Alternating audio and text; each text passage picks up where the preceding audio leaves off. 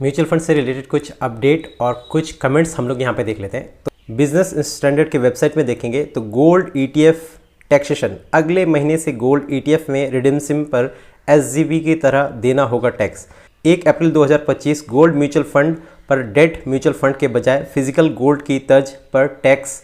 लगेगा। यानी 1 अप्रैल 2025 से गोल्ड के म्यूचुअल फंड और गोल्ड के ईटीएफ में जो टैक्सेस है, यानी रिडीम पर जो टैक्सेस लगते थे पहले,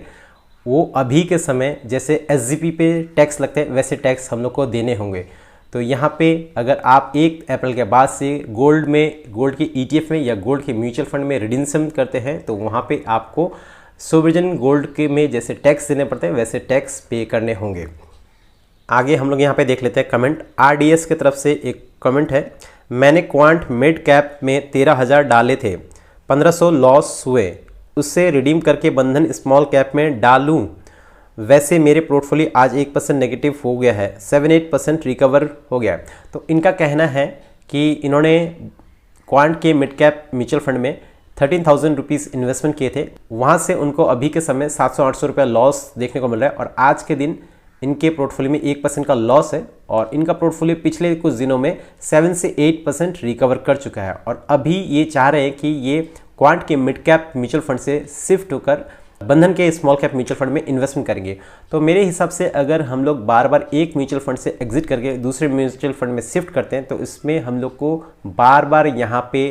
एग्जिट लॉट देना पड़ता है और हम लोग का जो म्यूचुअल फंड में जो ग्रोथ है वो ग्रोथ भी हम लोग का रुक जाता है, हम लोग अपने म्यूचुअल फंड को ग्रोथ होने नहीं देते हैं। तो क्वांट के म्यूचुअल फंड के बारे में मैं बात करूं तो ये एक अच्छा म्यूचुअल फंड है मेरे हिसाब से और इसमें लॉन्ग टर्म तक हम लोग होल्ड करके चल सकते हैं। वहीं पे बात कर ले कि अगर आपको शिफ्ट करना है तो मेरे हिसाब से सबसे बेस्ट ये रहेगा बंधन के स्मॉल कैप म्यूचुअल फंड में आप नए से एक एसआईपी स्टार्ट कर ले और उसको कंटिन्यू करें और क्वांट का जो मिड कैप का जो म्यूचुअल फंड है उसको वैसे ही रहने दें, उसको वैसे ही ग्रोथ करने दें। अगर बार बार हम लोग म्यूचुअल फंड से एग्जिट करेंगे और उसको ग्रोथ होने का समय नहीं देंगे तो हमें अपने पोर्टफोलियो में कभी ग्रोथ देखने को मिलेगा नहीं और बार बार हम लोग यहाँ पे एग्जिट लॉट देख के बस टैक्स ही देते रहेंगे। बढ़ते हैं अपने दूसरे कमेंट की ओर और यहाँ पे दूसरा कमेंट आया है अश्विन की तरफ से। इनका कहना है मेरे पास भी मैसेज आया है 4 अप्रैल के बाद मार्केट डाउन जाएगा। तो इनका कहना है कि इनके पास मैसेज आया है कि 4 अप्रैल के बाद मार्केट डाउन जाएगा। तो किसने ये मैसेज किया है मैं पूछना चाहूँगा कि किसको इतना एक्यूरेसी के साथ पता है कि 4 अप्रैल के बाद मार्केट डाउन जाएगा। अगर किसी को मान लेते हैं, अगर किसी को इतने एक्यूरेसी के साथ पता भी है कि मार्केट 4 अप्रैल के बाद डाउन जाएगा तो सोच के देखिए कि वो अपना पूरा पैसा वहीं पे लगा देगा और उसको अगर इतना एक्यूरेसी के साथ पता है कि मार्केट डाउन जाएगा तो वो अपना पूरा पैसा लगा के वहाँ पे पैसा बना सकता है। तो किसी को ये मार्केट के बारे में इतना एक्यूरेट पता नहीं रहता है कि 4 अप्रैल तक मार्केट डाउन जाएगा, उसके बाद फिर हम लोग पैसा लगाएंगे, फिर वहाँ से रिकवर करेगा तो हमारा पैसा बन जाएगा। तो आगे और एक क्वेश्चन है इनका,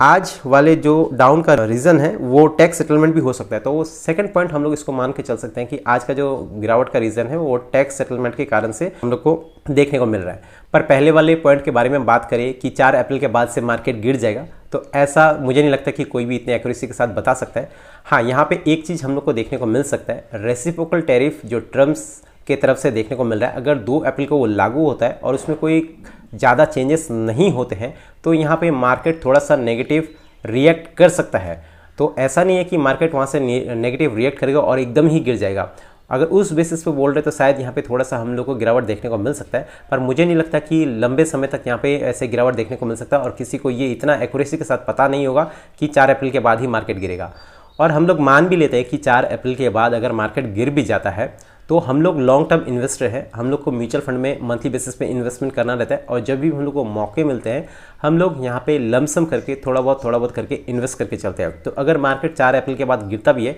तो वो हमारे लिए अच्छा है, क्योंकि जो लैब हम लोग को 100 रुपये के भाव पे मिल रहा था वो अगर गिर कर 90 पे आ जाता है या 80 पे आ जाता है तो वो हम लोग को सस्ते में मिलेगा और उस समय हम लोग ज़्यादा से ज़्यादा यूनिट बाई कर पाएंगे, परचेस कर पाएंगे। मार्केट जब वहाँ से पुल बैक करेगा, रिकवर करेगा तो इस चीज़ का फ़ायदा हम लोग को आने वाले दिनों में देखने को मिलेगा। तो अगर मार्केट लंबे समय तक एक रेंज में फंसा भी रहता है, यानी 4 अप्रैल के बाद गिर के अगर लंबे समय तक फंसे भी रहता है, 4, 5, 6 महीने तक अगर फंसा रहता है तो वो हमारे लिए ज़्यादा अच्छा है, क्योंकि वहाँ पे हम लोग को जो नैव मिल रहे होंगे वो सस्ते भाव पे मिल रहे होंगे और हम लोग वहाँ पे ज़्यादा से ज़्यादा यूनिट कलेक्ट कर पाएंगे और आने वाले दिनों पे मार्केट फिर से ऊपर जाएगा और उस चीज़ का फ़ायदा हम लोग को देखने को मिलेगा। तो मार्केट में जब भी ऐसे न्यूज़ आते हैं तो इससे क्या होता है, जो नॉर्मल रिटेलर है, जो नए रिटेलर है, वो मार्केट से निकल जाते हैं। और ये कराया भी जाता है कि मार्केट में छोटे रिटेलर को डरा के बड़े रिटेलर जो है वो एंट्री लेते हैं अच्छे भाव पे। तो ये हमेशा जो लॉस होता है वो छोटे रिटेलर का लॉस होता है। तो हम लोग को इस चीज़ से डरना नहीं है, लॉन्ग रन में बने रहना है। और म्यूचुअल फंड में हम लोग को मंथली बेसिस पे जो एसआईपी जाता है उसको कंटिन्यू करना है, और बीच बीच में जब भी मौके मिलेंगे तो लमसम भी हम लोग को करते हुए चलना है। तो चलिए आज के लिए बस इतना ही, मिलते हैं फिर कल और एक वीडियो के साथ, तब तक के लिए बाय।